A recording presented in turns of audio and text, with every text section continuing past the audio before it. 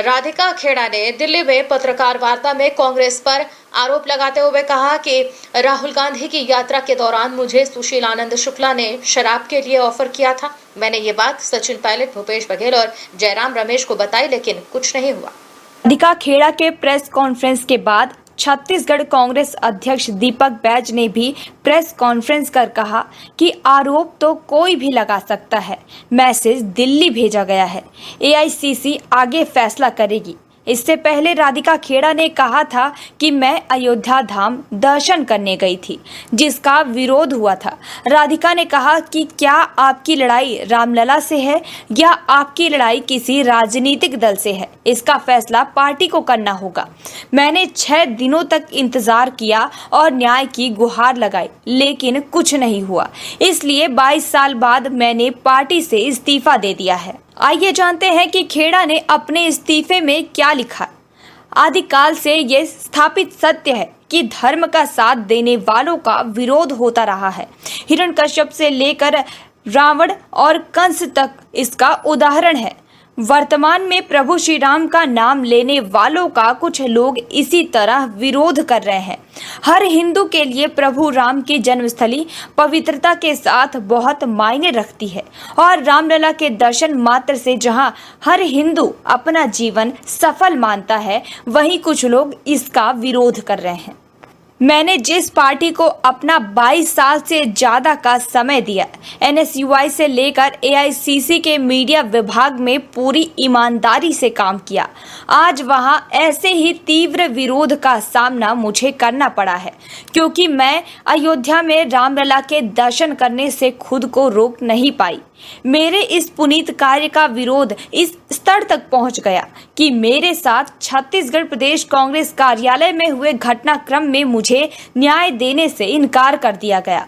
मैंने हमेशा ही दूसरों के न्याय के लिए हर मंच से लड़ाई लड़ी है, किंतु जब स्वयं के न्याय की बात आई तो पार्टी में मैंने स्वयं को हारा हुआ पाया। इससे आहत होकर मैंने आज यह कदम उठाया है। मैं हमेशा सोचती थी, जब ये घटना प्रियंका चतुर्वेदी जी के साथ घटी थी ऐसे ही तरीके से, तो शायद पार्टी ने साथ दिया होगा, वो ऐसे ही चली गई। और मैंने बहुत प्रखरता से ये बातें रखी सामने आके कि नहीं, पार्टी ने उन्हें बहुत कुछ दिया, फिर भी वो चली गई। उसके बाद यही चीज हमने अर्चना गौतम, जो एक दलित लड़की है और सिर्फ प्रियंका गांधी जी का नाम ले लेके, चाहे वो जब बिग बॉस में थी या चुनाव लड़ रही थी, सिर्फ प्रियंका गांधी जी का राग बलापती थी। लेकिन उसके साथ भी ऐसा ही हुआ। भारतीय राष्ट्रीय कांग्रेस के राष्ट्रीय मुख्यालय एआईसीसी 24 अकबर रोड में गुंडों को भेजकर उसको पीटा गया था, और तब भी उसने कहा था कि ऊपर के इशारे से मेरे साथ ऐसा हुआ था, लेकिन मैंने तब भी यकीन नहीं किया था। मैं तब भी नहीं मानती थी कि मेरी पार्टी ऐसा कर सकती है। फिर जब अंकिता दत्ता ने कंप्लेन करी बीवी श्रीनिवास के खिलाफ, तो कंप्लेन करने का नतीजा यह हुआ कि उसको पार्टी से निकाल दिया गया। लेकिन बीवी श्रीनिवास, जिस दिन मेरे साथ ये घटना हुई और जब अगले दिन प्रेस कॉन्फ्रेंस हो रही थी, बीवी श्रीनिवास बैठ के सरगुजा में प्रेस कॉन्फ्रेंस सचिन पायलट के साथ कर रहे थे, और वही आदमी जिसने मुझे कमरे में बंद किया था, वो पवन खेड़ा के साथ प्रेस कॉन्फ्रेंस बैठ के रायपुर में कर रहे थे। ये तरीका था हमारी पार्टी का हर चीज को हैंडल करने का। उसके बाद गुरदीप सप्पल जी आए, फिर वो आदमी जिसने मुझे कमरे में बंद किया था, वो प्रेस कॉन्फ्रेंस साथ कर रहा था। लगातार मैं कंप्लेंट करती रही, फिर भी गुहार करती रही। 5 दिन 6 दिन मैंने मीडिया से बिल्कुल बात नहीं करी। मैंने अपना धर्म निभाया कि अगर इंक्वायरी करी जाए, कुछ बात करी जाए, तो मैं तब तक मीडिया से बात नहीं करूंगी। मैंने बात को घर में रखने की कोशिश करी। घटना के 2 दिन बाद प्रियंका गांधी जी छत्तीसगढ़ आई, क्योंकि मैं लगातार उनके ऑफिस से मैसेज कर रही थी, समय मांग रही थी, अपनी बात रख रही थी, और मुझे जवाब नहीं मिल रहा था। मैंने तब भी ट्विटर के माध्यम से गुहार लगाई और कहा, दीदी आप मर्यादा पुरुषोत्तम प्रभु श्री राम के ननिहाल में आ रही हैं, मेरे साथ न्याय कर रही है। लड़की हूं, लड़ रही हूं, लेकिन नहीं, नारी न्याय कागज में मैनिफेस्टो में है पर धरातल में नहीं है। लड़की हूं, लड़ सकती हूं, बातें हैं, पर अपनी ही घर की लड़कियों को पिटवाने का काम किया जाता है, अपनी ही घर की लड़कियों को बंद करने का काम किया जाता है कमरे में।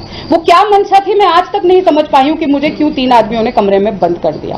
क्या राम भक्त होने की इतनी बड़ी सजा दी जाएगी मुझे, कि राम लल्ला के दर्शन करने की इतनी बड़ी सजा दी जाएगी मुझे, कि जब मैं न्याय मांगूंगी मेरे साथ न्याय नहीं होगा, और इस षड्यंत्र के तहत मुझे इस तरीके से पार्टी से निकालने की कोशिश करी जाएगी। 2-3 चीजें उन्होंने कहा है।